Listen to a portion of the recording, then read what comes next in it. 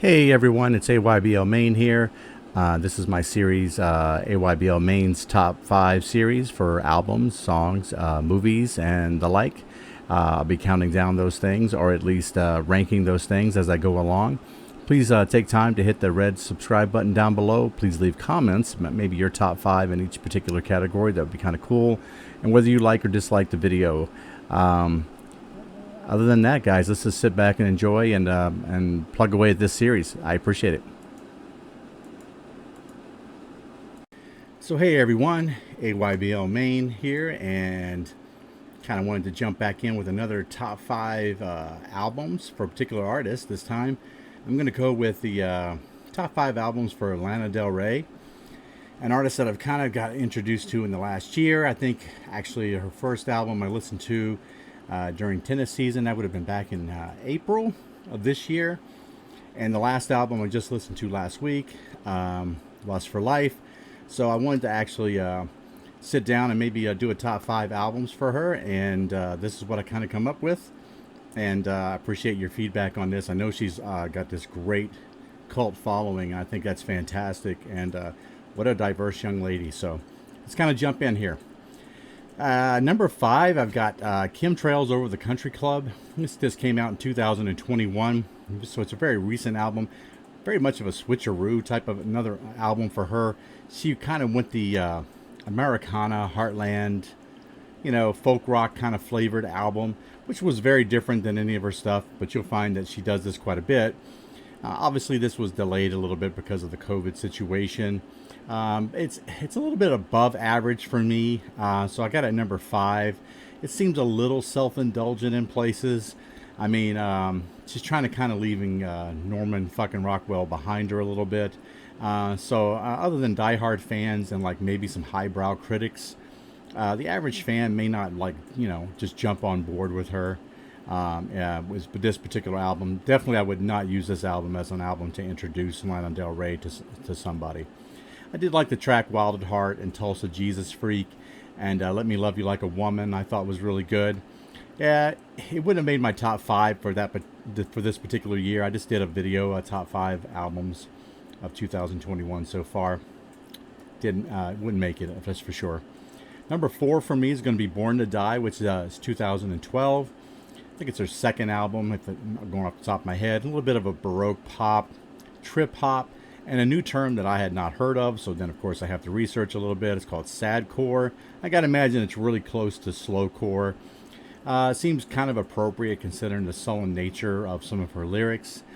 She basically, I think she's kind of like Al Capone if you wanted to be a lounge singer, that type of thing. Because some of her lyrics are very harsh, but it's set to this very moody background. I liked Blue Jeans on this one here. I like the title track. Video Games was good. Summertime Sadness was very good. She made a lot of year-end charts.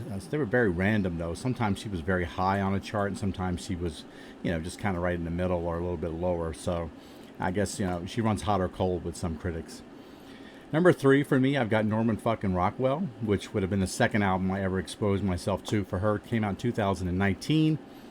Okay, these top 3 were kind of hard to rank, so I did like this one a little bit more than the other 2 that I've mentioned so far because I'm a big fan of psych rock. So this is kind of a psych rock, psych pop type of album.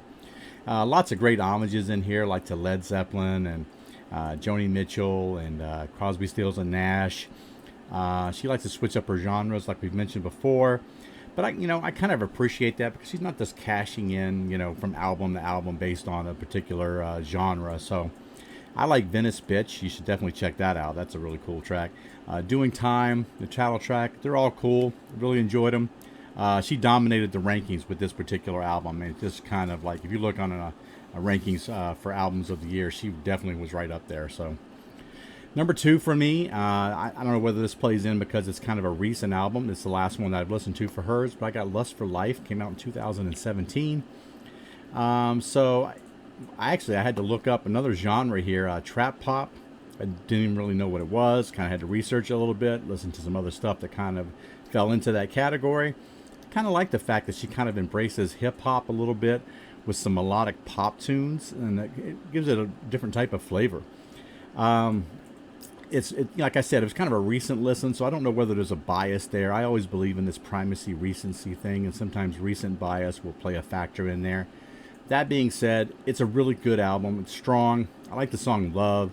I like the title track, Lust for Life. There's a little duet in there with Stevie Nicks of Beautiful People, Beautiful Problems. I thought was really cool.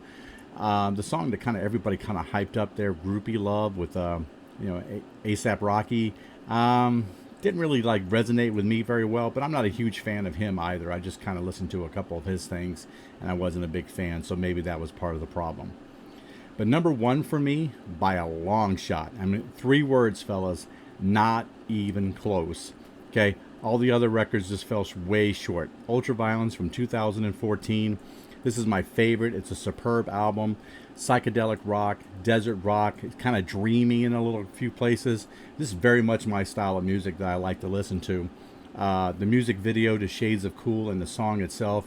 Whoo, what a voice. It's powerful stuff, guys. I think, I talk about those women with those powerful contralto voices, and they're just fantastic. Brooklyn Baby is great on here. Obviously, the title track, song West Coast. Dan Auerbach of the Black Keys produces this, so I mean, I just fell in love, with this girl, or particularly this album, just right away when I listened to it back in April. It was the first thing I listened to of hers, and it was just great. Easily a number one for me. That's what I've got for today, everyone. Hope you guys are enjoying your day. A little cooler here in Maine. You guys take care.